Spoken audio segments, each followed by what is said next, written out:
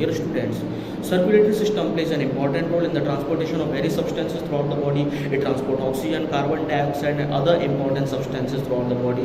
It also helps in the transportation of waste material from different parts of the body to the excretory organs. Dear students, circulatory system consists of blood vessels and heart.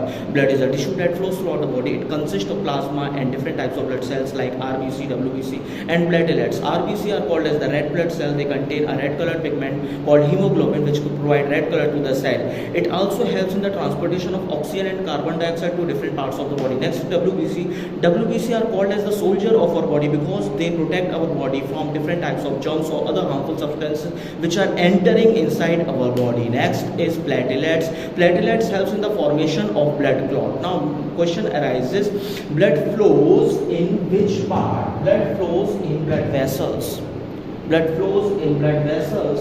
So blood vessels are the tube-like structure that carries the blood to different parts of the body. There are three main types of blood vessels. These are arteries, veins and capillaries. Arteries have thick walls and they carry oxygen-rich blood. They cannot be seen by us because they are present deep inside the body. Aorta is the largest artery and carotid artery supplies the blood to the head. Next topic is veins.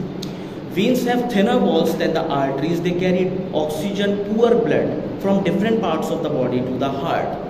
They have thinner walls and they can be seen by us because they are present near the skin. So, next is capillaries. Capillaries connect the arteries and the veins. They supply the oxygen to every cell and carries the waste from every cell. Next topic is heart. Dear student, heart is a fist-sized organ which is present inside the chest cavity between the lungs.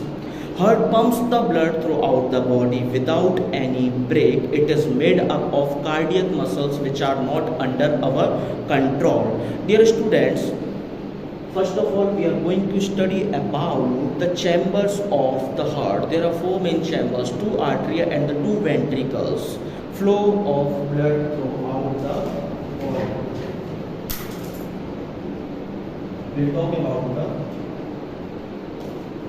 We'll talk about the flow of blood throughout the body. Dear student, pulmonary vein carry the oxygen-rich blood from the lungs to the left atrium. Left atrium contracts and pushes the blood to the left ventricle. Left ventricle contracts and pushes the oxygen-rich blood to the rest of the body through the aorta. Now, superior and inferior vena cava carries the oxygen poor blood from the rest of the body to the right atrium. Right atrium contracts and pushes the oxygen poor blood to the right ventricle. Right ventricle contracts and pushes the blood through pulmonary artery to the lungs. In this way, blood flows throughout the body. Dear students, it is our responsibility to protect ourselves from the heart diseases because so many people are dying because of heart attacks. So it is our responsibility to be aware about the heart. We should do regular exercises and we should do yoga practices and avoid the blockage of heart. Do you know how this heart block? Narrowing